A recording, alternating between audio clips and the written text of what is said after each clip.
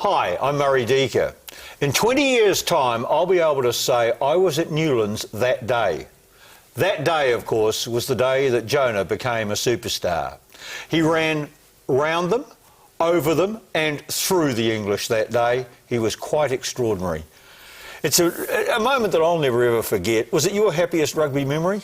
I'd say it would be one of my best memories. But putting on the black jersey was the number one biggest memory for me, in playing rugby itself. We hear a lot of people say that.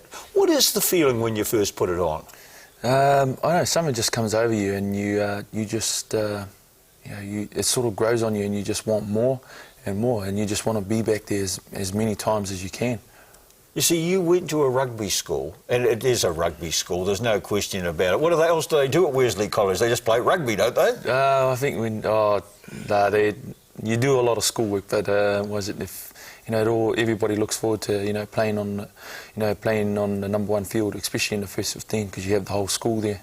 And that whole school gets right in behind them. So you had that atmosphere building up, then you played for secondary schools, and then finally the black jersey. Is it the whole build-up thing that sort of gets you really fired up for it? It does. You wonder what it's like to pull on an all-black jersey, and when you finally get there and you get it on, and you don't really want to take it off. Even after the game, you actually want to wear it to the aftermatch. A marvellous experience for you so early. But when you first came in, you were against the French, and it didn't all happen your way, did it? No, it didn't. But it exposed a lot of things that I needed to work on, and which was good. I was exposed really early, and to it. But it grew in time, and being out on the wing, you had to learn certain things that you need to do to become a world-class winger. And you did, at Newlands, become a superstar. I found it extraordinary as a New Zealander being there at that time, because wherever you went, when people were talking the tournament, they were talking your name. Were you conscious of what had happened that day? Actually, to tell the truth, I just sort of kept myself in the box and kept away from it. Didn't try to play on it or anything like that. Just worried about what I was going to do, and just playing the game. And one of the ways that you were able to keep away from it was that, as I watched you going around that tournament, you had the headset on. You love music. Oh, I do. It's just something that it keeps me away. It's my own little world, and which it just keeps me concentrating on what I need to do, and just keeps me focused on what I need to do on the field, and just prepare myself that way. What sort of music do you listen to? Oh, I listen to all sorts. I listen to a bit of R&B, classic. I also go, quite a few of the old hands in the All Black side are quite amazed, because I go from Neil Diamond, through to to the likes of All Saints, and they can't get over the vast range of music that I play. Do you actually go and see some of the concerts? Like, I went to see Neil Diamond when he was at Western Springs. It was an amazing experience, and I was out there watching Elton John and Billy Joel. Do you get along to that sort of stuff? I think the worst thing is because rugby season's right bang on when the concerts are on, and you just don't get no time. And when we get tickets to go, I have to be somewhere else, and I missed out the Boyz II Men concert. I also missed out Billy Joel and Elton John just recently. But it's the second best thing is to get the CDs, tapes, and listen to them. The other thing that I understand you really relax with is jet skiing. Now, have you bought your own jet ski? I have, actually. I've got an XP Limited. Good stuff? Yeah, it is. It's like a little rocket on water. It's quite enjoyable, but at the same time, you got to. It's just like driving, a vehicle on the road. Just as long as you're safe on it, it's quite enjoyable. No, I don't believe you'd all be safe, because my understanding is there are 11 of you guys in the Blues who are out on these jet skis. Yeah, but just as long as you got the quickest one, they won't catch you.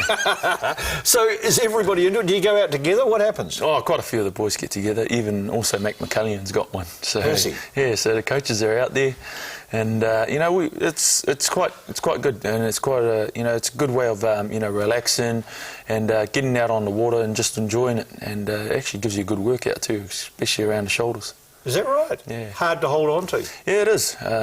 You get up to about 120, 135 k's out on the water. Yeah. Well, you love speed too, because racing cars are another thing you take a lot of interest in.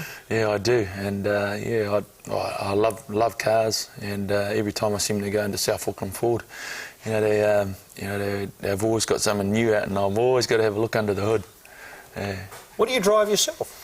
I've got a Ford Fairmont with which is our All Black sponsored car, and yeah, which is good. You know, it gets you around. It's nice and comfortable. Is that one of the real special pleasures you get, driving a good car? Oh yeah, it is. You know, it's one of the perks, but you know, you got to work hard to get all this stuff, and and the only way to do that is play good footy. Now, once you really became a big star, particularly in the Northern Hemisphere, my understanding is that they contacted you from a television network over there and said, hey, Jonah, we'd be very happy if you would do the comments on a Grand Prix. What's the go? I think the go is that I was there with John Rosenthal, who was with ITV in the UK, and I was doing Hong Kong with him, and we were having all these bets, and I don't think they were too happy because I sort of bet against South Africa to get beaten by Fiji, so I think they wanted to win their money back, so they invited me to go to the Monaco Grand Prix. But at the same time, I said I was quite interested in in the cars, and they were asking me all about it, about the Ferraris and so cool. And I said, oh yeah, I started talking about the motors and the engines and everything, and they were quite amazed about it. But I think if I turned up there, I think I'll be more likely to be kicking someone out of the driver's seat and hopping in myself. Do you really love that whole feeling of speed? Oh, I do. I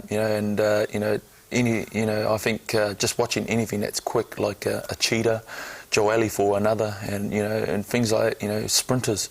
I just love the look of speed and and just the quick acceleration. Very first time I saw you, my kids were watching a seven-a-side secondary school tournament, and they yelled out, Dad, you want to come and see this great big guy playing for Worsley? And I came in, and that was the day that you were showing tremendous speed. Is it wonderful to get the ball in your hand and just go for it? Yeah, when you get given a 007 licence on the back of you, you just have a crack at it and just, do what you can do. And, if you've got speed skills or whatever, why not show it? You mentioned Joali. Close relationship there? Oh yeah, we love winding each other up, and pushing each other along. And that's me and Joali go back a fair way. I started with the county side in '94, and he came in late that season. And we gradually grew up, and we started turning into sort of like everybody started calling us Blues Brothers when we started playing for the Blues together. And we grew as friends, and we got really close, and we still are, and we push each other, and and our ultimate goal is to be in the All Black jersey, and we're both pushing for it, and it's and the positions that we're playing is exactly the same, but as they say, it's the best man wins. And this year, of course, we look at the wing situation, and we've got some marvellous wings to pick from. Yourself and Joali, Jeff Wilson last year, the Player of the Year, and Tana Umanga. And that's just four. And I'm forgetting people like Aussie, a lot of wings. Do you feel that competition? Oh, yeah, we do. But, at the same time, you don't worry about that. You just worry about your own game. Because, once you lose focus on what you're supposed to be doing and you're worrying about what everyone else has done, you don't actually play a good game, and you don't concentrate as much as you do. You're busy worrying about everything else. So I try to shut it out and just get myself into gear and just have a crack and have a go and do what you can do. Joali's doing exactly the same. We push each other on the training field and on the field, and we try and have fun, and we're always trying to outdo each other. If someone runs further than the other will try and tackle harder than the other. So it's good competition. It's healthy, and and we turn and look at each other and we start pointing at each other and say, "Come on, you can go a bit harder. You can go a bit faster. You can do this a bit better," which is good, and it's rubbing off on a lot of the other players as well. Like, having the old hands of Rob and Brooke and them, pushing us along, we try and push them as well in certain different areas. Do you love playing for counties? Oh, I do love it all the time, and I've ever since I started playing rugby, for counties, I've always enjoyed it because of the people that that's around you. I've always enjoyed it, and I've always stayed loyal to them. One of those people is Mac McCallion, and Saturday's game, when you scored a try in the second half and had another one disallowed, at half-time he said to you, apparently, Go on, have a crack, Jonah. Do you get on well with Mac? Oh, I do. And Mac's one of those guys who's just straight and, you know, just right on the straight and narrow. He doesn't veer any way to get to a point. He just goes straight out and tells you. And his line was, get your A into G and get in there and do something. So, yeah. So, yeah, I guess, you know, just took it to heart and just had a go. Errol Brain, a good captain? He is. You know, he's very inspirational. He's a guy who, what he says, he follows it up by doing it himself, and which is really good. And, you know, I think the Chiefs are really benefiting from that, you know, having a guy who actually goes out there and leads by example. What's rugby done for you? Here you were going through this very small school in South Auckland, Wesley College. You emerged out of that very quickly. You're a star. What's it done for you? Rugby's really, you know, it's just given me a life. You know, how to, like, I was sent to Wesley because, you know, I sort of had a very vicious temper on me. I didn't, you know, and you know, I had to get it under control, and my parents sent me there to, you know, to sort me out and calm me down, and which it did.